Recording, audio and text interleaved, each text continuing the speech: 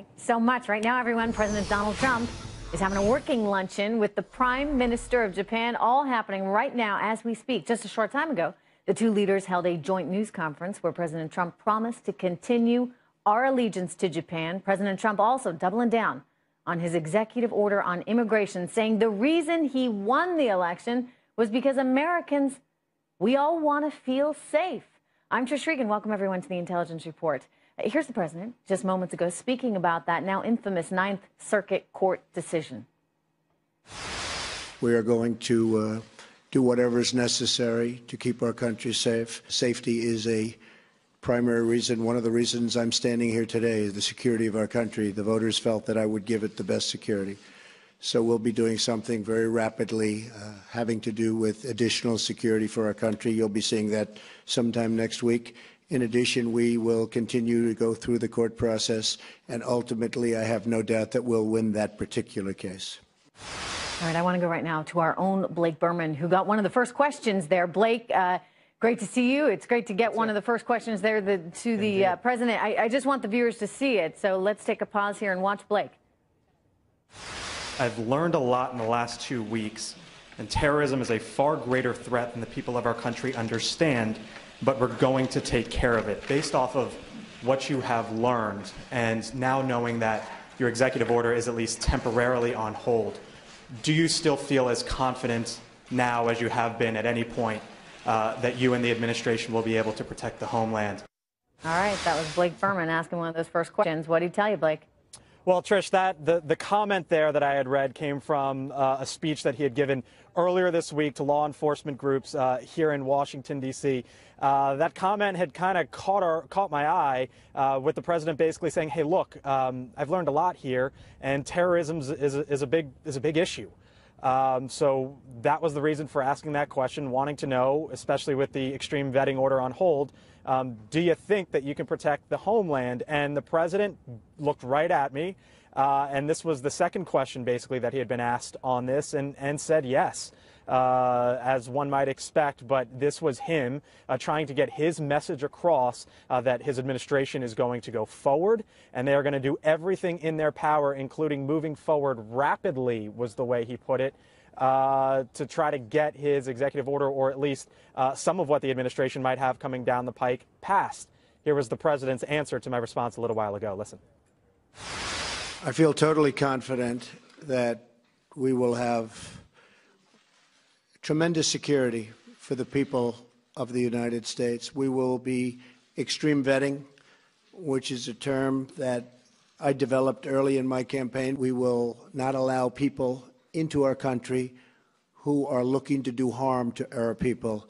We will allow lots of people into our country that will love our people and do good for our country. It's always going to be that way.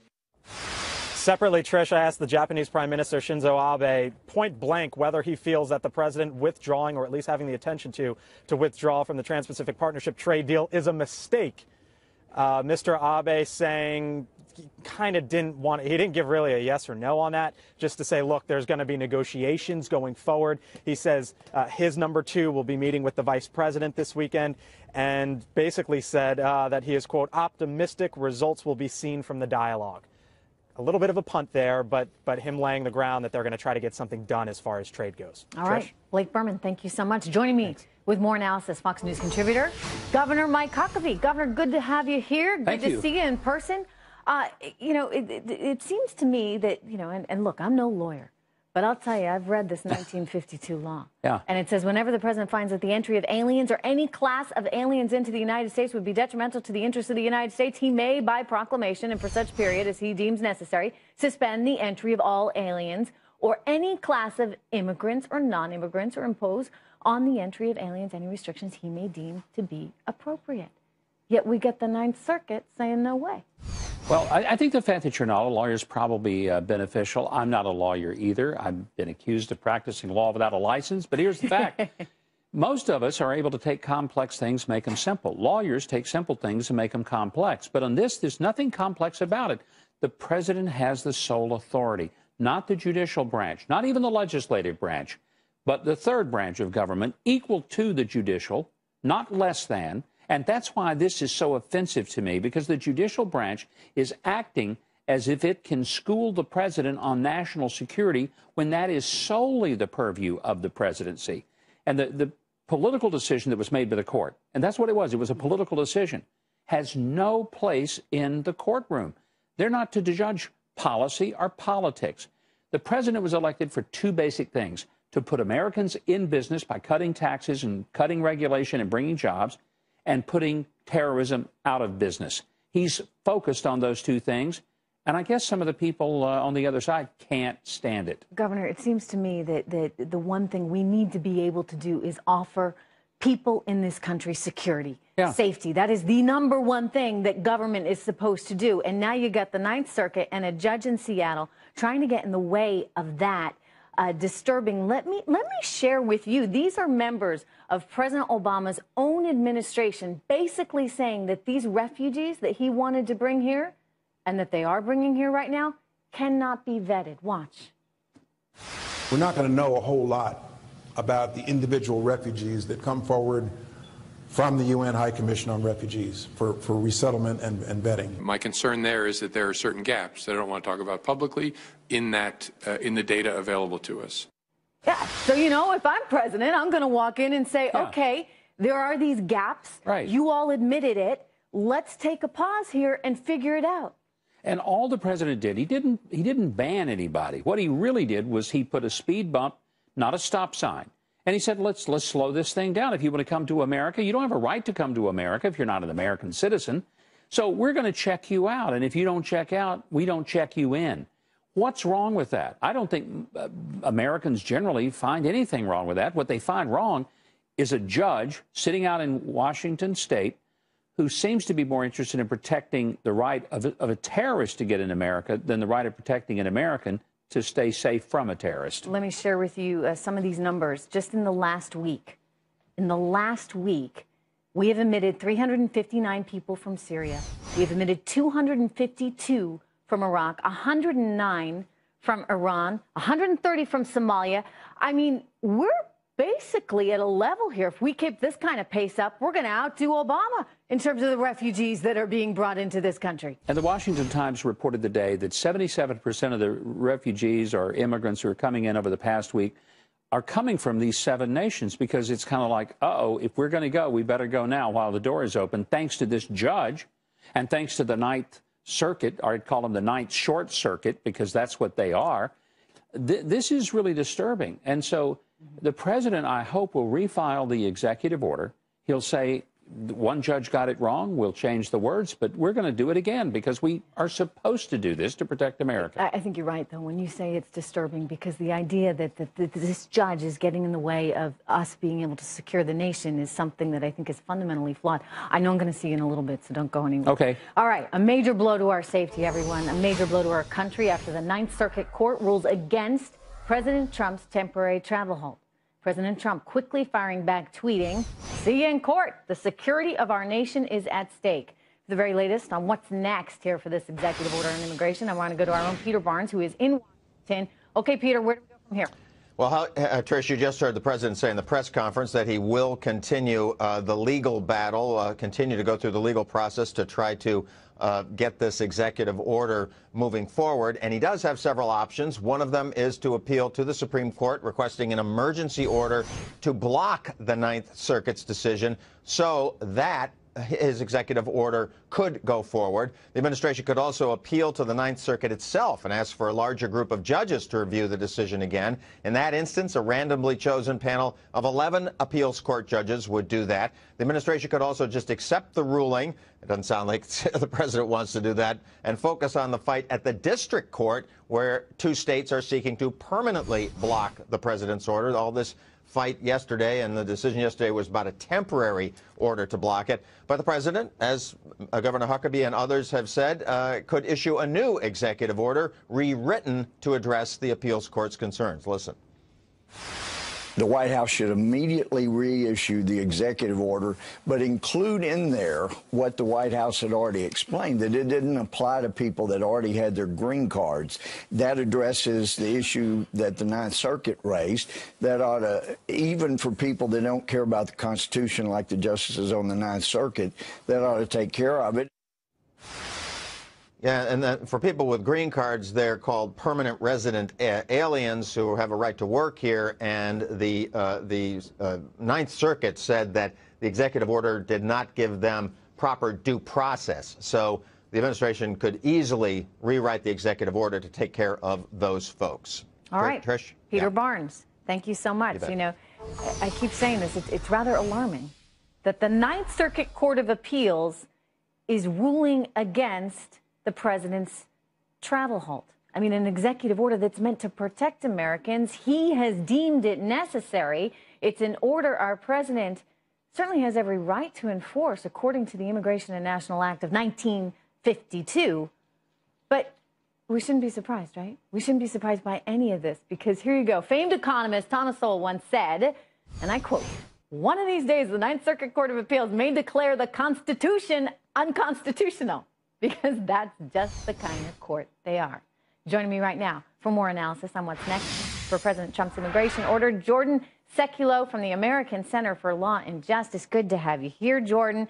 You know, Peter just laid it out. There's a few options there for the president. I don't think he's going to want to take it back to Seattle. But what about the Supreme Court? You know, I think that here I'm starting to feel more and more as the day goes on that, and you see the comments coming from the president just in this press conference with the Japanese prime minister, that to expect something next week. What we are advocating for, Trish, at the ACLJ, and we filed a brief on behalf of the president, as you look at this opinion, which never even cites the legislation, that gives the authority to President Trump to do this, the Immigration and Nationality Act. It never cites that section 1182F. But we do believe that rewriting the executive order, it moots this case out, and it's you probably have a stronger executive order to take. You may still lose at the Ninth Circuit, honestly, but to take it to the Supreme Court, where you've got these only 8 justices, get it a little bit tighter, may be the best option. And I think that is. Do you run the risk, though, at the Supreme Court that you're 4-4? They haven't made the appeal yet. And Jordan, I find this all, if you go to the Supreme Court and you're 4-4 and it bounces back to Seattle, and that judge ultimately is successful, I don't know what that says about sort of the state of where we are as a country when we're not even entrusting our own president to judge national security information to say, hey, we got to be careful here, especially when it comes to these 7 countries. Yeah, but the issue is it's assuming that the Supreme Court even definitely takes it. Justice Kennedy could get this emergency stay. We're kind of getting late in the time for emergency requests to come to him, because if it was an emergency, it should have already been prepared, probably either filed last night or this morning. It still could happen, but let's say it does. He can basically ignore it. He can say no. He can say yes, or he can refer it to that whole court. But I think that we've got an opportunity here. If we saw what the most liberal court system in the country has issue with this executive order, and we know we could just issue a new executive order that could go into effect whatever the Trump administration would like. Is that so that's what you're saying, just in terms of getting stuff done. I hear you. Yeah. So issue a new order. Aren't they just going to fight that one too? They're going to fight it, and listen, the Ninth Circuit may still find reason, even if you handle the students, even if you handle the green card holders. The Ninth Circuit, Trish, may still find a reason to put a hold on it, a restraining order. But by the time it gets to the Supreme Court, and again, it'll still be 8 justices there, I think that you have even better case. I think this Jordan, is still a good one. let me just jump in, because, we got a country to run. The courts, they can fight all they want. We have a country to run, and we need to protect our people. And in the last 7 days, what you want, Trish, you've got hundreds and hundreds of people coming here. I just played the sound earlier from Obama's own administration saying there's no way these people can be vetted. But yet 359 just arrived in the last week from Syria, 252 from Iraq, 109 from Iran, 130 from Somalia. In other words, they are coming in at an extraordinary clip. And Jordan, you can fight this out all you want. What do you do if there's one terrorist in that bunch?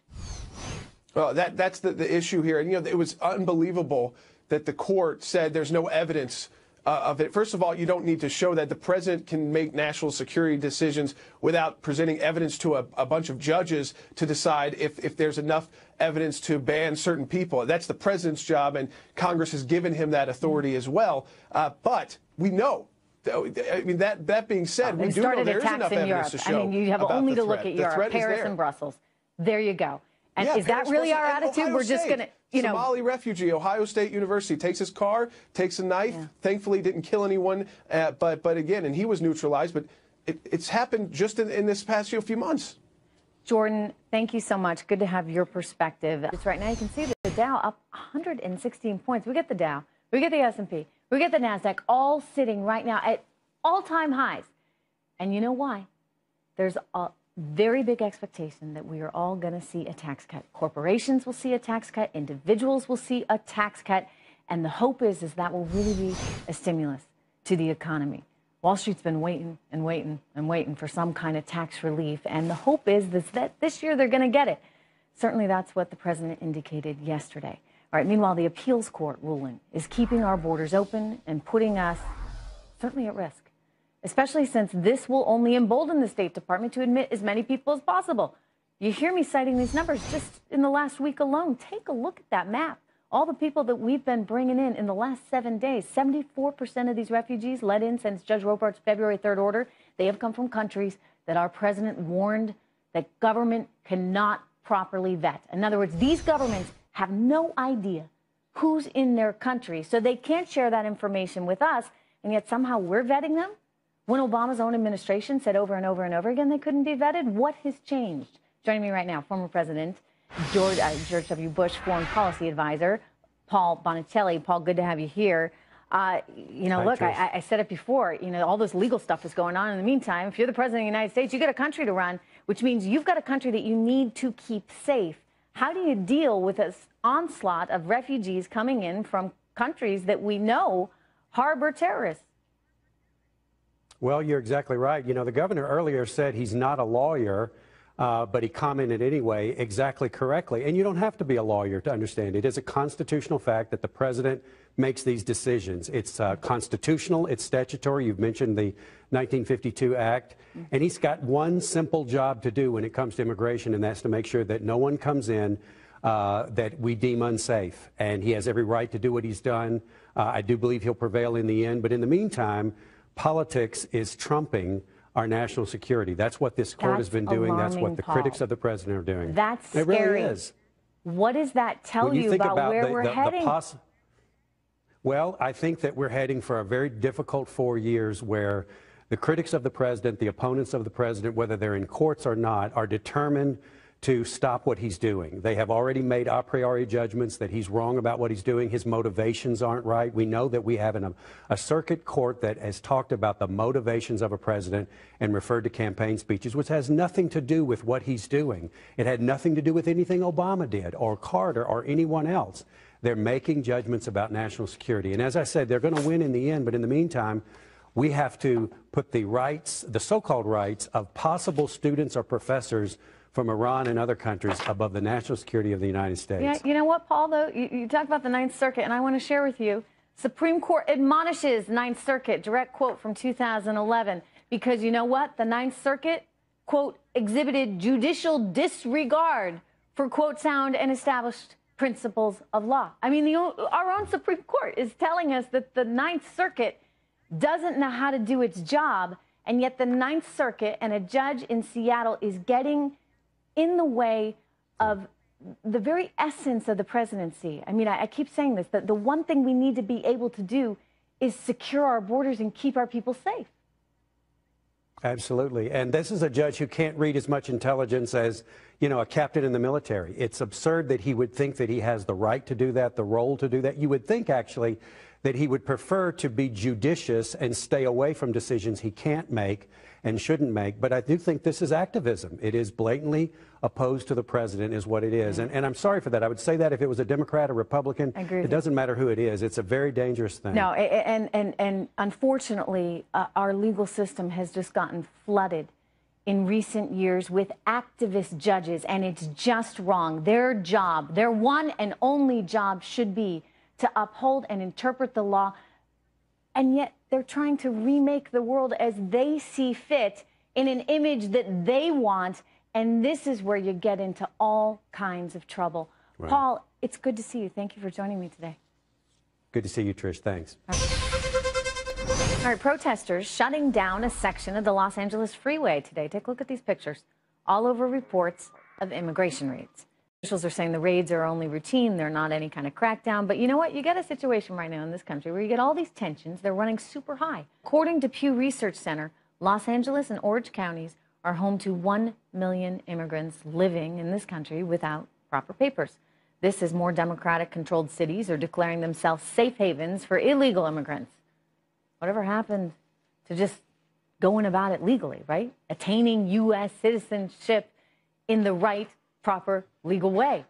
Here's someone who did exactly that. Nick Adams, founder of the Foundation for Liberty and American Greatness. Nick spent years and tens of thousands of dollars, I hear, working to become a U.S. citizen. What was that process like? Oh, Trish, it was absolute torture. It took me 4.5 years. It cost me close to $50,000 to be able to get my extraordinary ability green card.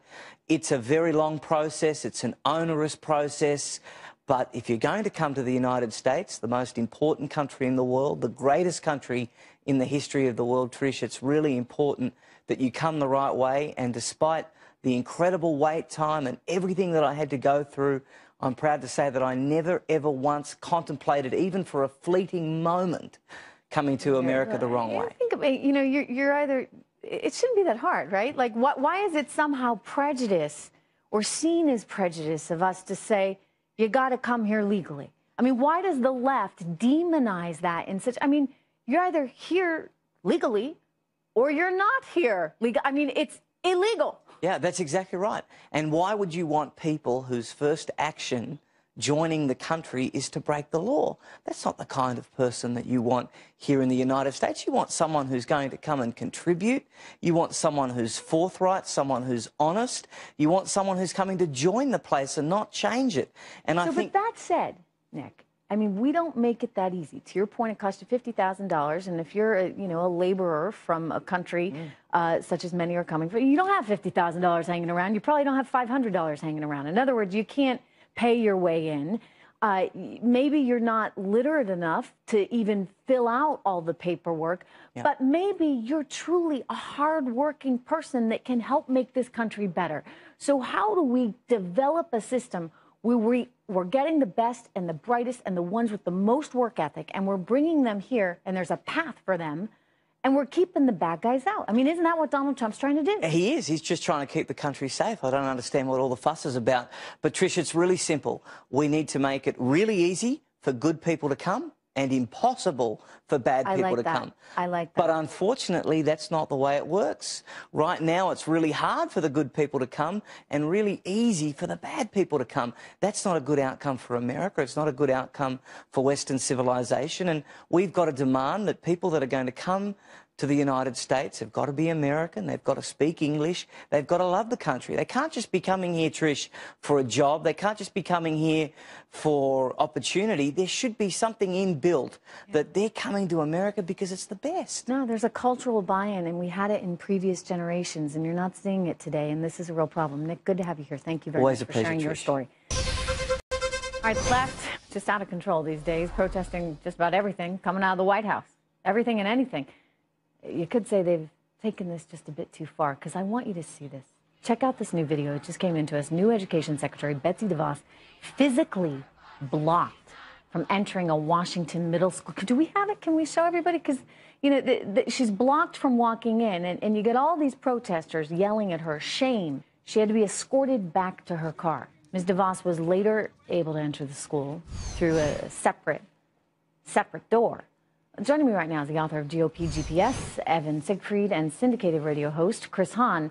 Good to have both of you guys here. Chris, I'll start with you because the Democratic Party, they're just coming apart at the seams because they're so upset over everything that Trump is doing. And I keep saying, at what point do you actually start to just become background noise because nobody hears you anymore, because people are just sort of sick and tired of all this hysteria? Do you know who you sound like right now? Me in 2009. This is what everybody was saying on the left about what the right was doing with the Tea Party movement in 2009, and they were absolutely wrong. I was wrong, and everybody else was wrong. Look, I don't feel bad that she's getting protest. I'm against people being blocked from entering things, but she just had to walk around to another entrance. But there's going to be protests the next couple of years because people are not happy with the policies the president is proposing. So you think it actually amounts to something? I mean, I look at all the, unfortunately, and I don't mean to stereotype in any way, but, I did live in San Francisco for a while, and there are people that just like to protest, right? They love to protest, and this is now an opportunity to have a big protest party, and they're just going to keep doing it. The difference is, and again, I'm making some stereotypes here, Chris, so bear with me, but the difference is, in general, the right doesn't really like to protest. They don't really like to get out there. No, the Tea Party thing is unusual. I mean, these are not the, Vietnam-era folks that, want to go out there and hold a rally just to hold a rally. I will concede that there are more people on the left that are interested in protesting than those on the right. But the right's protests over the last 8 years were effective, and they elected a Congress and eventually a president. Right, but here's where I'm going with this. And perhaps Evan can add to this. I think the right is a little more organized. The right is, maybe a little less into the protest, but actually into getting something done. I hear you. You're saying, look, that they made a whole lot of noise in the Tea Party. You didn't think it would ever amount to anything. And gosh, it sure as heck did.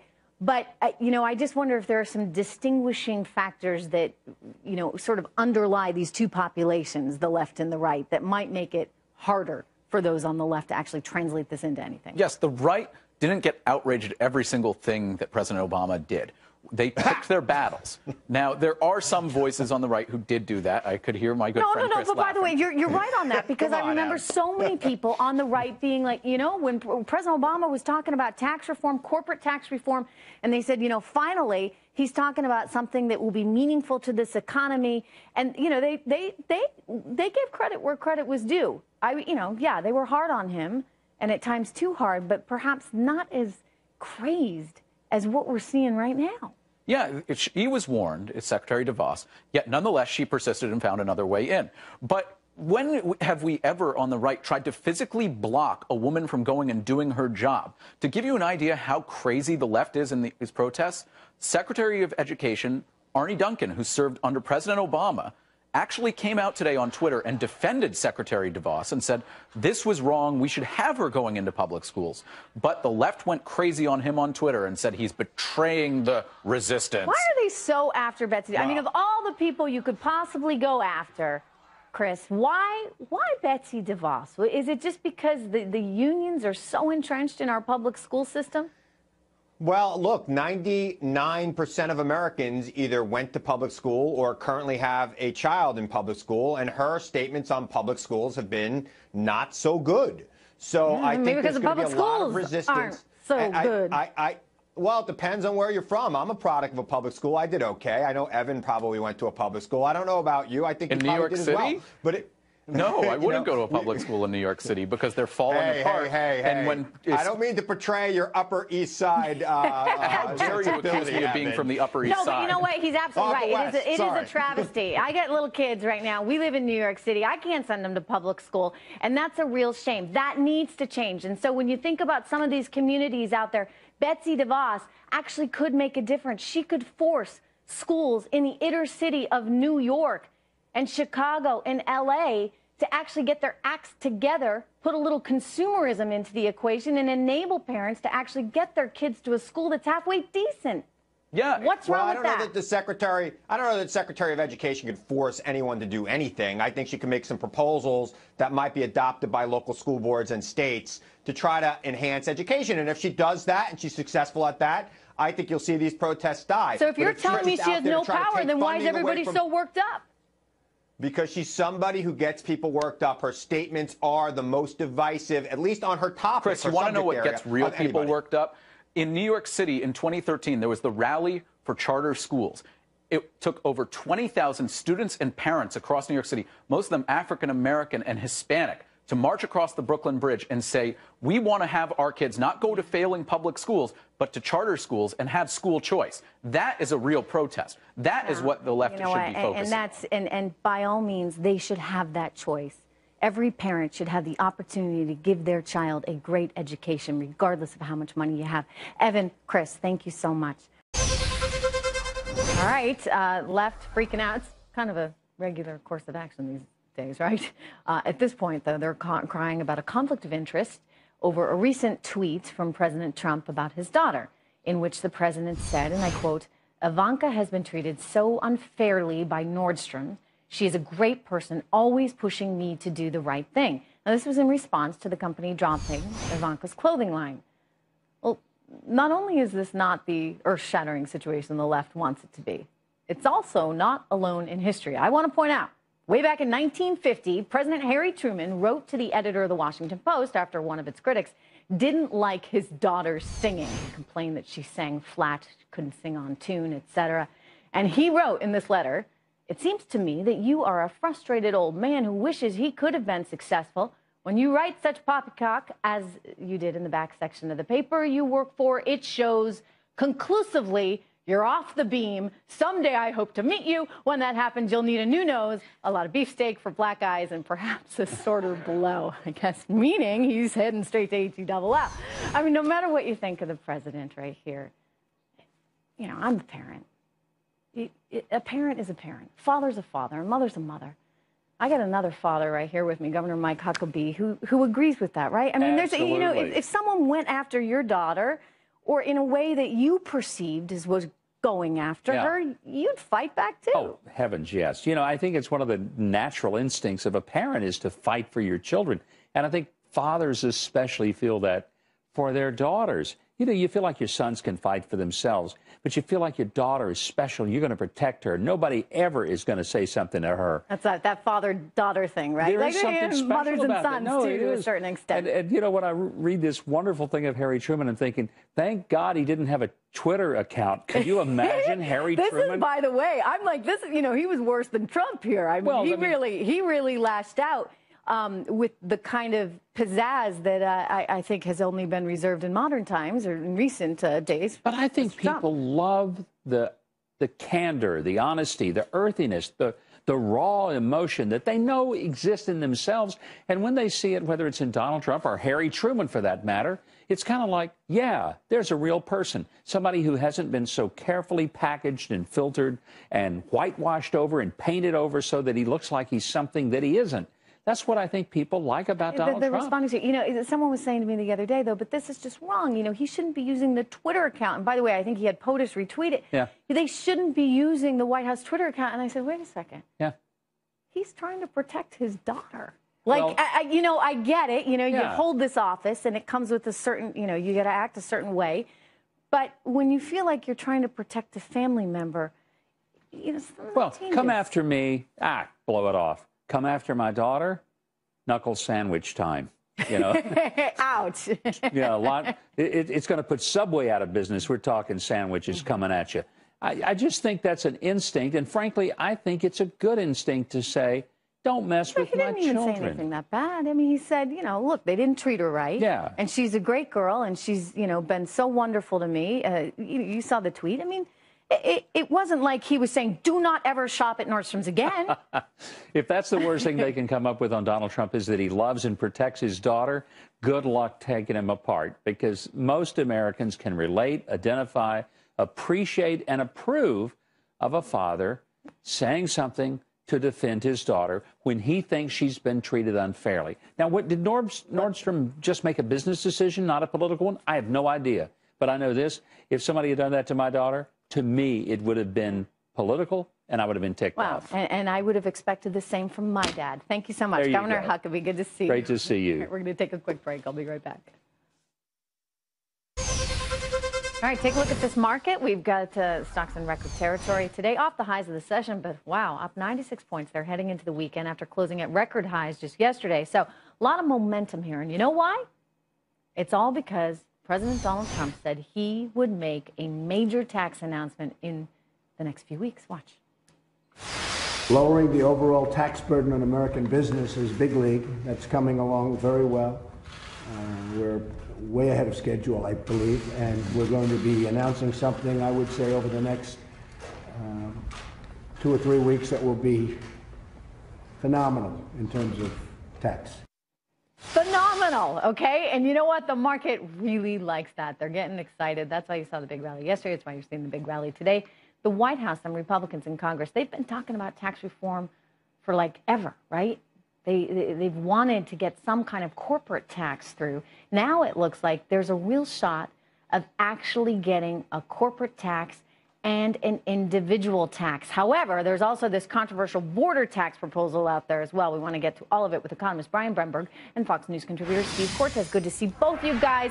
All right, first of all, sort of Econ 101 from the economics professor here. Brian, why are tax cuts good for this economy when folks like Elizabeth Warren and Bernie Sanders and everyone else will tell you all you're doing is lining the pockets of the wealthy? Because the economy is growing at less than 2%, which means people's wages aren't growing, businesses aren't investing, and people can't improve their livelihoods. And they know it. They've been asking for this repeatedly. Nobody's been willing to give it to them. Donald Trump is saying, we will give you a tax cut. The market is reacting to Donald Trump saying, we will give you a tax cut. No details in the plan, and we know it's going to take a few months to get there, and yet they're reacting like crazy because the economy needs this so badly. And by the way, he did say it would be phenomenal and big league, all right? So there may not be a lot of details, but we know it's going to be phenomenal. We know it's going to be big league. Steve Cortes, what do you think it's going to look like?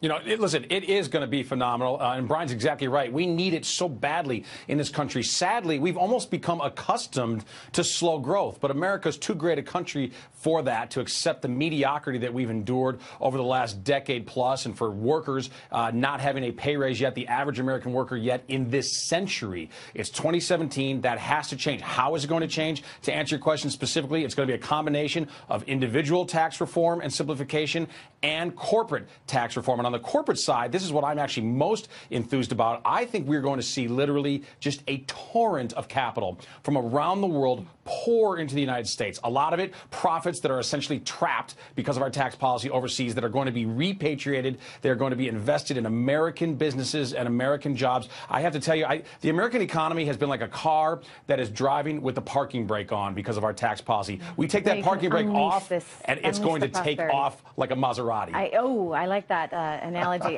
Hey, Steve, but what about this border tax proposal? Because there's been some controversy about that. I know that you are not a guy who likes to operate with sticks, but more carrots. Tell me what this border tax proposal might look like.